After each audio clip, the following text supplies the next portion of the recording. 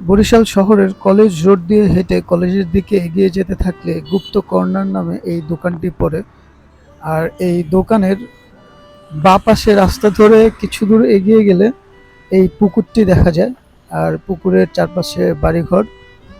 তবে এই যে সোজা দেখা যাচ্ছে টিনের একটা স্থাপনা, একটা টিনের আহ, আবাসন বা আবাসিক হল, ছাত্রাবাস এটা, বিএম কলেজের, বরিশালের। তো আমি এখন এই ছাত্রাবাসে যাব। কাকু, এটা কি বিএম কলেজের পুরনো ছাত্রাবাস? আচ্ছা, সবচেয়ে পুরনো ছাত্রাবাস। এখন কি ছাত্ররা থাকে এখানে? ও আচ্ছা আচ্ছা। সুরেন্দ্র ভবন ছাত্রাবাস, এই ছাত্রাবাসটিতে আসার একটা আগ্রহ কাজ করলো যখন আমি গুগল করে জানতে পারলাম বরিশালের সবচাইতে পুরনো স্থাপনা বা পুরনো ছাত্রাবাস, সবচাইতে ব্রিটিশদের সময় এই ছাত্রাবাসটি নির্মাণ। তো আসলে এই ছাত্রাবাসটি, যেটি এখন আপনারা ফ্রেমে দেখতে পারতেছেন টিনের, তো এই ছাত্রাবাসটি দেখে আমার কাছে মনে হচ্ছিল যে এটা না হয়তো। তো আমি ভাবছিলাম যে এইটা হয়তো পরে নির্মাণ করা হয়। তো জানার জন্য কাউকে দরকার, খুঁজতেছি কার সঙ্গে কথা বলা যায়। তো হঠাৎ করে এই ছাত্রাবাসেরই একটি কুকুর এসে আমাকে আমন্ত্রণ করলো। তো কুকুরটা অনেক ফ্রেন্ডলি, তো ওর সাথে কিছু সময় দিলাম, ভালোই লাগলো। ও তো পুরা আমার ভক্ত হয়ে গেছে মনে হইতেছে। মানে কিছু সময় ও আমাকে দেখে বুঝে ফেলছে যে আমি ওর কোনো ক্ষতি করব না। তো আমার সাথে বন্ধুসুলভ একটা আচরণ করলো। তো এই ছাত্রাবাসের সামনেই পুকুরটা দেখা যায়। আর সামনেই দেখা যাচ্ছে যে রুমের মধ্যে ভাইরা হয়তো আছেন। ভাই, একটু কথা বলবো। এই ছাত্রাবাসের নাম কি? সুরেন্দ্র ভবন। আচ্ছা, ভবন বলতে এই যেটা দেখছি এটাই পরিত্যক্ত? এটা ওইটা পরে সংস্কার করে এটা করা হয়েছে। আপনারা এখন যেখানে আছেন, আমি কি ওই পুরনো ওই স্থাপনাটা দেখতে পারি? ওই দিক দিয়ে যেতে হবে? ও, ঠিক আছে, থ্যাংক ইউ ভাই। কিছু দূর এগিয়ে আসলে এরকম একটা গলির মতো একটা রাস্তা। তো এই রাস্তা ধরে একটু সামনে গেলেই এই সেই পুরনো স্থাপনা, সুরেন্দ্রনাথ ছাত্রাবাস বা সুরেন্দ্র ভবন স্টুডেন্ট হোস্টেল। বরিশালের ঐতিহ্যবাহী সরকারি বিএম কলেজের একটি ঐতিহাসিক ছাত্রাবাস এটি। এটি বিংশ শতাব্দীর শুরুর দিকে প্রতিষ্ঠিত হয়েছিল বলে জানা যায় এবং বহু দশক ধরে দূর দূরান্ত থেকে আসা শিক্ষার্থীদের আবাসনের ব্যবস্থা করে আসছে। ছাত্রাবাসটি বিশেষভাবে পরিচিত এর পুরনো স্থাপত্য ঐতিহাসিক গুরুত্বের জন্য। ছাত্রাবাসটি বিশেষভাবে পরিচিত এর পুরনো স্থাপত্য ও ঐতিহাসিক গুরুত্বের জন্য। সংবাদসূত্রে একে শতবর্ষী ভবন হিসেবে উল্লেখ করা হয়েছে। দীর্ঘদিন রক্ষণাবেক্ষণের অভাবে ভবনটির বিভিন্ন অংশ জরাজীর্ণ হয়ে পড়ে এবং একাধিকবার ছাদ ও ভবনের অংশবিশেষ ধসে পড়ার ঘটনাও ঘটেছে।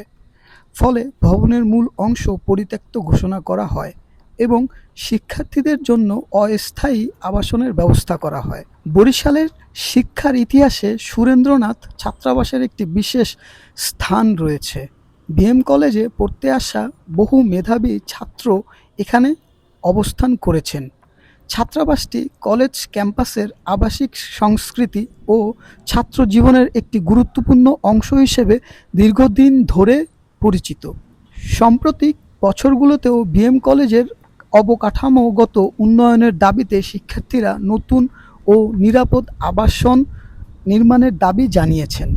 কলেজের পুরনো আবাসিক ভবনগুলোর সংস্কার ও নতুন ছাত্রাবাস নির্মাণের বিষয়টি আলোচনায় রয়েছে। সুরেন্দ্র ভবনকে শুধু আবাসিক হল নয়, বরং সাহিত্য চর্চা, সাংস্কৃতিক কর্মকাণ্ড, বিতর্ক এবং ছাত্র নেতৃত্ব গঠনের একটি গুরুত্বপূর্ণ কেন্দ্র হিসেবেও উল্লেখ করা হয়। এই কারণে এটি বরিশালের শিক্ষার ইতিহাসে বিশেষ স্থান দখল করে আছে। ছাত্রাবাসটি একেবারে পুরনো হয়ে মানে ধসে পড়তেছে, তো যার কারণে হচ্ছে মানে এখানে এখন আর ছাত্ররা থাকে না। তবে এত পুরনো যার ফলে হয়েছে কি এই যে গাছের শিকড় দেখতেছেন এগুলো দিয়ে পুরা ভরে গেছে আর কি। তো ও আমার তো আশেপাশে সব সময়, আমি বেশ কিছু সময় ধরে ছাত্রাবাসে আছি।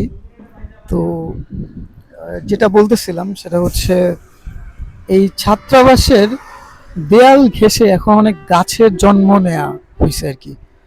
এবং এই ছাত্রাবাসে এখন পরিত্যক্ত হয়ে থাকার ফলে দেয়াল ঘেঁষে অনেক গাছের জন্ম নেওয়া হয়েছে, যার ফলে এইটা একটু অন্যরকম এরিয়া বা অন্যরকম একটা অনুভূতি দিবে আপনি এই জায়গাটায় আসলে।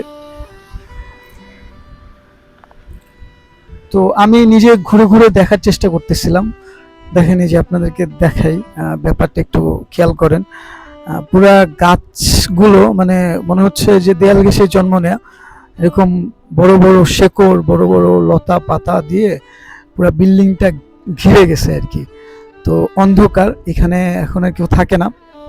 তো তবে এইখানে আমার কাছে মনে হয়েছে যে এখানে আসলে ফিল্মিং করা পসিবল এখানে আর কি। এরকম পুরনো স্থাপনা আমাকে অনেক টানে। আর মজার ব্যাপার হচ্ছে পুরনো স্থাপনায় গেলে আমার কাছে মনে হয় যে এখানে চাইলে কোনো গল্প বলা যায়। মানে আসলে তো এই বিল্ডিংকে কেন্দ্র করে কত গল্প। যেমন আমি এখানে আসার পরে আমার কাছে মনে হয়েছে যেহেতু দুপুরবেলা আমি এখান থেকে গোসলটা সেরে নিই। তো ছাত্রাবাস যেহেতু আমিও একজন ছাত্র একটা সময় ছিলাম, তো আমি এক ছাত্র ভাইয়ের কাছ থেকে বালতি, তারপরে এরকম মগ, তারপরে ওনার গামছা, এগুলো ম্যানেজ করে আমি গোসল করা শুরু করলাম। তো মনে হয়েছিল যে এখান থেকে ফ্রেশ হয়ে তারপরে বাকিটা পথ আবার চলা শুরু করলে হয়তো ফ্রেশ লাগবে, ভালো লাগবে। তো যার জন্য এখান থেকে গোসলটা সেরে নিলাম। তো এই যে অনেক ভাইরা এখানে আসা যাওয়া করে, অনেকেই এখানে আসলে ঘুরতে আসে, দেখতে আসে এই স্থাপনাটা। অনেকের হয়তো এই জায়গাটা অনেক প্রিয় বরিশালের মধ্যে। তো বরিশালের মধ্যে আমি এভাবে যে ঘুরতে পারতেছি একটা অপরিচিত জায়গা, তবে আমি আসলে পরিচিত করে ফেলি আর কি। যে দেখেন কুকুরটা যেমন আমার একদিনের জন্য মনে হচ্ছে ভাই ব্রাদার হয়ে গেছে, এরকম একটা ব্যাপার, আশেপাশ দিয়ে ঘুরতেছে সবসময় আর কি। তো ছাত্রাবাস থেকে বের হইলাম, বের হয়ে ভাবতেছি অন্য কোথাও যাব। বিএম কলেজের দিকে যাওয়ার একটা প্ল্যান আছে, আপনাদেরকে সাথে নিয়ে যাব অবশ্যই। তো ক্ষুধা লাগছে, খাইতে হবে দুপুরবেলা। তো এখন আপাতত খুঁজতেছি একটা হোটেল, মোটামুটি ঘরোয়া হোটেল খুঁজতেছি যেখানে বসে ভরপুর খাওয়া যাবে, ভরপেট খাওয়া যাবে।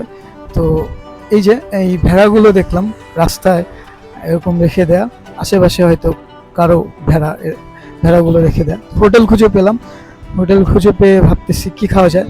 পরে মাছ ভাত সবজি দিয়ে একটা অর্ডার ছিল, তো আমার এই দেখেন খাবার চলে আসছে।